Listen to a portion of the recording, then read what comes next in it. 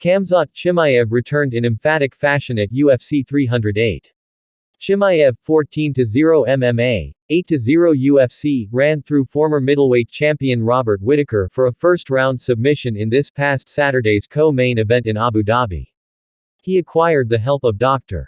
Matteo Capodaglio, who works with the likes of number 1 contender Arman Tsarukyan and former title challenger Marvin Vettori. Chimaev has experienced a slew of health issues in the past year, which saw the cancellation of his first scheduled bout against Whittaker at UFC on ABC 6 in June. Capodaglio discussed how Chimaev avoided overtraining for this camp while also maintaining his usual intensity. "I can do as much as I want when it comes to nutrition, but if the training volume is overwhelming, it doesn't matter.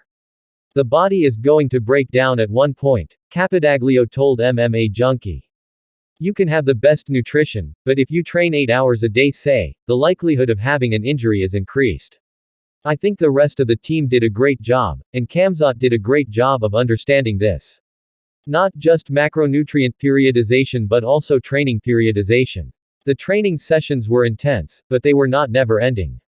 So, the reduction of training volume, I guess compared to his previous camp, I wasn't there, so I can't say for certain, but from what I heard, also played a huge role. I was impressed with the output that he put in the training sessions. That was intense. Like, very intense. He was hammering people. I was going into the fight with a lot of good feelings."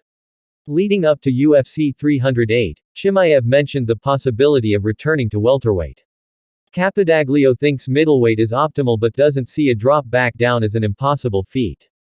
Capodaglio helped former UFC bantamweight champion Cody Garbrandt make flyweight with no issues.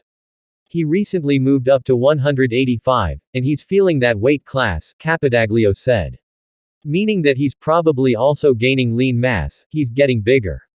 To go back to 170, and this is not just for Khamzat, I think there should be a buffer period where he works on decreasing his lean mass because of course lean mass is important for performance.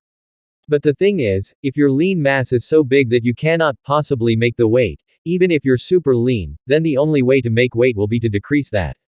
So, it will be something that requires time, requires work, but theoretically, with the right preparation, it could be doable.